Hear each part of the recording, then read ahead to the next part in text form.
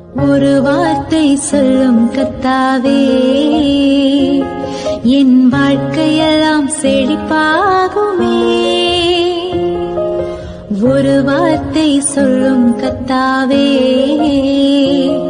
என் வாழ்க்கையெல்லாம் செழிப்பாகுமே. ஆண்டவராகிய இயேசு கிறிஸ்துவின் இனிதான நாமத்திலே ஒரு வார்த்தை சொல்லும் கர்த்தாவே என்ற தியான நிகழ்ச்சிக்கு உங்களை அன்புடன் வரவேற்கிறோம். கர்த்தர் கிருபையாய் தந்த இந்த நல்ல நாளிலும் மீண்டும் உங்களை கர்த்தருடைய வார்த்தை மூலம் சந்திப்பதிலே மிக்க மகிழ்ச்சி அடைகிறோம். நீங்கள் எல்லாரும் சுகமாக இருக்கிறீர்களா?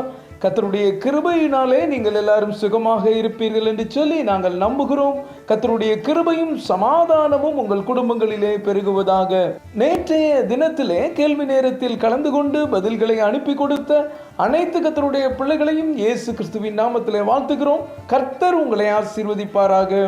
ஏசாயா 60:5 அப்பொழுது நீ அதை கண்டு ஓடி வருவாய், உன் இருதயம் அதிசயப்பட்டு பூரிக்கும், கடற்கரையின் திரளான கூட்டம் உன் வசமாக திரும்பும், ஜாதிகளின் பலத்த சேனை உன்னிடத்துக்கு வரும். கிறிஸ்துவுக்குள் மிகவும் அன்பான தேவனுடைய பிள்ளைகளே, கர்த்தர் இந்த நாளிலும் உங்களை பார்த்து, என் அன்பு மகனே, என் அன்பு மகளே, உன் இருதயம் அதிசயப்பட்டு பூரிக்கும் என்று சொல்லுகிறார். இன்றைக்கு நீங்கள் ஏதோ ஒரு தேவையின் நிமித்தமாகவோ, யாரோ ஒருவர் சொன்ன வார்த்தையின் நிமித்தமாகவோ, நெடுங்காலமாய் சுகமாகாத ஏதோ ஒரு வியாதியின் நிமித்தமாகவோ மனவேதனையோடு இருக்கிறீர்களா? சந்தோஷமாய் இருக்க முடியாமல் மன அழுத்தத்தினால் கஷ்டப்படுகிறீர்களா? கர்த்தர் உங்கள் இருதயத்தின் வேதனைகளை நீக்குகிறார். உடைந்த உங்கள் இருதயத்தின் காயங்களை கட்டுகிறார். உங்கள் இருதயம் மகிழ்ந்து கலிகூரும்.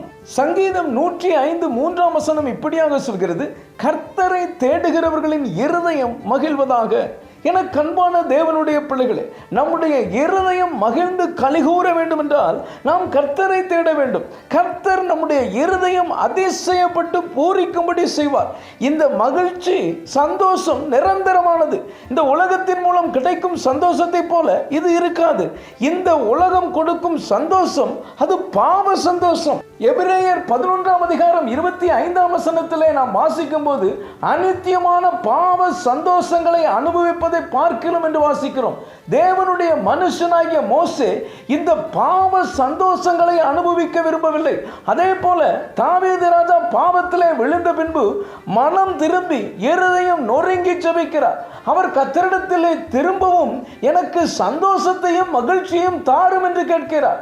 இதை சங்கீதம் 51:8 நாம் வாசிக்கிறோம். நான் சந்தோஷமும் மகிழ்ச்சியும் கேட்கும்படி செய்யும், அப்பொழுது நீர் நொறுக்கின எலும்புகள் கலிகூரும். என கண்பான தேவனுடைய பிள்ளைகளே, அநித்தியமான பாவ சந்தோஷத்தை அல்ல, கர்த்தர் அருளும் நித்திய மகிழ்ச்சியையும் சந்தோஷத்தையும் வாஞ்சியுங்கள்.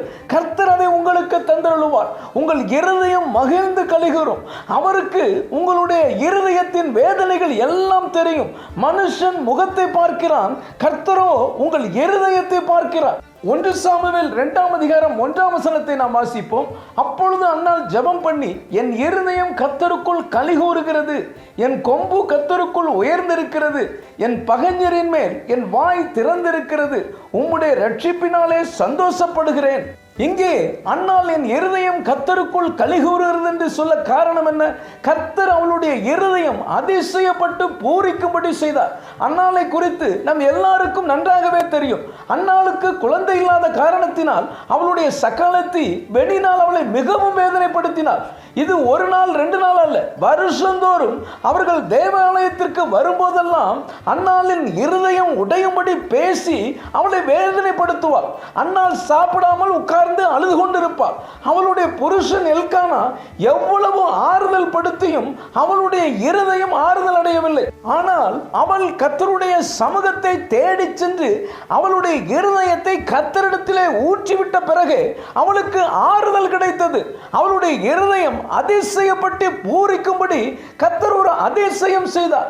அவளுடைய இருதயம் மகிழ்ந்து கலிகூர்ந்தது. என கண்பான தேவனுடைய பிள்ளைகளே, மகிழ்ச்சியை, சந்தோஷத்தை இந்த உலகத்தில் தேடாதிருங்கள், கர்த்தரிடத்தில் தேடுங்கள். உடைந்து போன உங்கள் இருதயத்திற்கு ஆறுதல் கிடைக்கும். நீங்கள் எதிர்பார்த்து கொண்டிருக்கும் அதிசயம் நடக்கும். உங்கள் இருதயம் மகிழ்ந்து கலிகூரும். கவலைப்படாதிருங்கள், தைரியமாக இருங்கள். கர்த்தர் உங்களுக்கு அற்புதம் செய்வார். ஜெபிப்போம். அன்பின் பரலோக பிதாவே, இந்த நல்ல நேரத்துக்காய் நன்றியோடு உம்மை துதிக்கிறோம், உம்மை ஸ்தோத்தரிக்கிறோம். உன் இருதயம் அதிசயப்பட்டு பூரிக்கும் என்று சொல்லி நீர் எங்களோடு பேசினதற்காக நன்றி தகப்பனே. இந்த வார்த்தைகளை கேட்டுக்கொண்டிருக்கிறோம் இந்த பிள்ளைகளுடைய வாழ்க்கையிலே அவனுடைய இருதயம் அதிசயப்பட்டு பூரிக்கும்படி நீர் அதிசயத்தை செய்கிறதற்காக ஸ்தோத்திரம். உடைந்து போன இருதயத்தை நீர் ஆறுதல் படுத்துகிறதற்காக ஸ்தோத்திரம். சந்தோஷமும் மகிழ்ச்சியும் உண்டாகும்படி செய்கிறதற்காக ஸ்தோத்திரம். இயேசுவின் மூலம் ஜெபிக்கிறோம் நல்ல பிதாவே, ஆமென், ஆமென். இன்றைய கேள்வி, அன்னாளின் கணவருடைய பெயர் என்ன? A Hezekiah, B Elimelech, C Elkanah, D Eli. இந்த கர்த்தருடைய வார்த்தை உங்களுக்கு ஆசீர்வாதமாக இருந்திருக்குமேனால் தயவு செய்து லைக் பண்ணுங்கள். உங்களுடைய நண்பர்களுக்கும் உறவினர்களுக்கும் வாட்ஸ்அப்பில் இருக்கிற அனைத்து குழுக்களுக்கும் அனுப்பி கொடுங்கள். தொடர்ந்து நம்முடைய RCM மிஷனரிமார்களுக்காக ஜெபித்துக் கொள்ளுங்கள். கர்த்தர் உங்களையும் உங்கள் குடும்பத்தின் பிள்ளைகளையும் ஆசீர்வதிப்பாராக.